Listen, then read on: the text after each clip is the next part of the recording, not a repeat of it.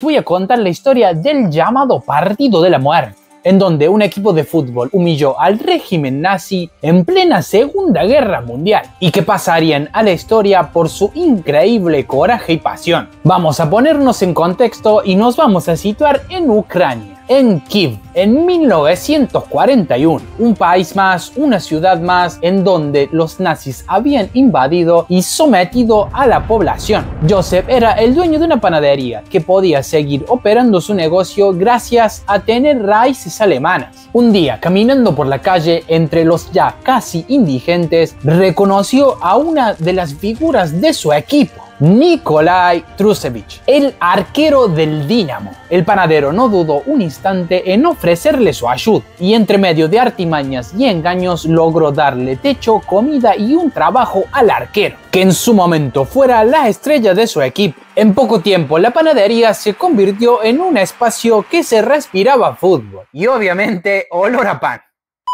El jugador le contaba anécdotas de su equipo a Joseph y él se emocionaba al escucharlas. Y le surgió una idea que se la comunicó a Nikolai. Le propuso que saliera a buscar al resto del equipo para poder ayudarlos. Trusevich salió a la devastada ciudad y fue encontrando a varios de sus ex compañeros, entre heridos e indigentes, llevándolos a la panadería de Joseph. Y corrieron con la misma suerte dos jugadores del equipo rival que también fueron ayudados por Joseph. En muy poco tiempo la panadería contaba con un plantel entero de jugadores profesionales. Muchos de ellos habían perdido a su familia debido a la invasión y se sentían totalmente desolados y sin motivos para seguir adelante. Y el mismo panadero los animó a que volvieran a hacer lo que más amaban, jugar a la pelota, lo que los unía, la pasión por el fútbol, y además podrían enfrentarse al enemigo en la cancha. Y así nació el Fútbol Club Start, y ya sin mucho que perder decidieron inscribirse en el torneo. En cada país que ocupaban los nazis organizaban juegos para entretener a la población y también para mostrar su control y poderío. Y Ucrania no fue la excepción, y el campeonato contaba con 6 equipos, y el FC tuvo su debut pese a estar mal alimentados, jugando con botines de trabajo sucios y en muy malas condiciones. El primer encuentro fue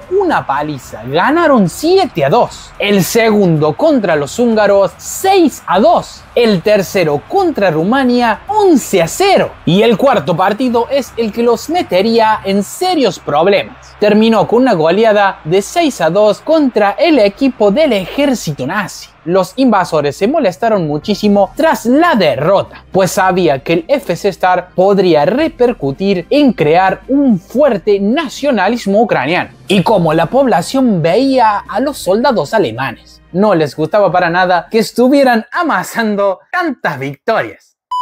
Y pidieron una revancha que se llevaría a cabo 3 días después, hasta que los alemanes se dieron cuenta de la artimaña del panadero y desde los altos mandos se ordenó que terminaran rápidamente con el problema. Pero los soldados que se encontraban en Ucrania no querían que el FC quedaran inmortalizado como mártires. Querían ganarles en la cancha y demostrar que ellos eran superior en todo sentido y que no había ningún tipo de dudas al respecto. Los alemanes trajeron al mejor equipo que podían conseguir, plagado de profesionales. Y el partido se daría en un estadio neutral, en Rusia. Se querían asegurar la victoria y asignaron a un alto mando de la SS para que fuera el árbitro del encuentro. Muchos compatriotas comenzaron a advertir al equipo ucraniano que se encontraban en serios problemas y que debían tener mucho cuidado con lo que iban a hacer en el partido de vuelta, que podían ser fuertemente castigados hasta podrían acabar sin vida.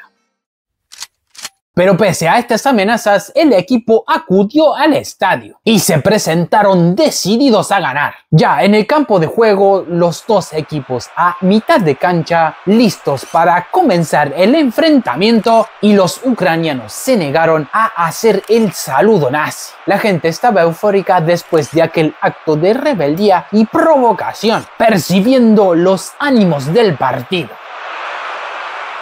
El árbitro dio el pitido inicial para los primeros 45 minutos del encuentro. El partido sería extremadamente violento, el árbitro haciendo omisión a todas las faltas del equipo alemán, y a los pocos minutos el arquero recibió una patada en la cabeza de un delantero rival que lo dejó aturdido y casi inconsciente. Primer tanto para el flaco. Y el marcador se puso 1-0 y el árbitro seguía ignorando todas las reclamaciones del rival. Codazos, patadas, tiradas de camiseta y golpes innecesarios en cualquier momento. Pero pese a todas estas agresiones, el FC aguantaba heroicamente en el campo de juego. Y vendría el primer gol para ellos, y el marcador estaba empatado. Y minutos más tarde convertirían el gol que los pondría a la delantera. Y llegaría el tercero. Contra todos los pronósticos se iban al descanso 3-1 arriba.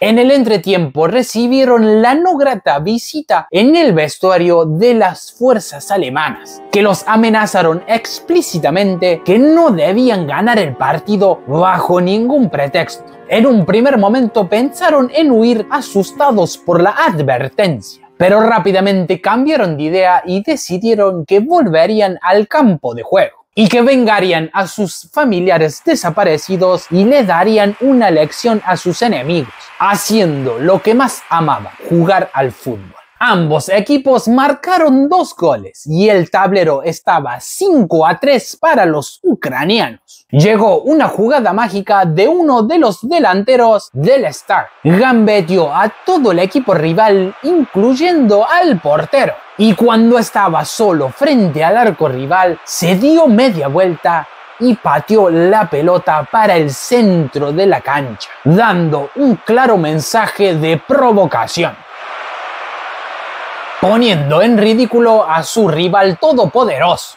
Después de esto, el árbitro marcó el final del encuentro, aún faltando varios minutos, ya que la humillación era insostenible. Lastimosamente, la alegría les duró muy poco, ya que una semana más tarde arrestaron al equipo acusándolos de estar vinculados con el gobierno soviético y fueron llevados a un campo de concentración. Y sobrevivieron 3 jugadores, que fueron los encargados de divulgar esta historia. Se me vinieron varias frases a la cabeza, como la clásica: es mejor morir de pie que vivir de rodillas. Y ellos realmente le hicieron honor y jugaron con cuerpo y alma, dejándolo todo por su equipo, sus familiares desaparecidos, su país y obviamente su amado fútbol. Espero que les guste este tipo de contenido y los invito a suscribirse para no perderse una nueva entrega de Según Guille. Y nos vemos en otro próximo nuevo video. Chao, chao.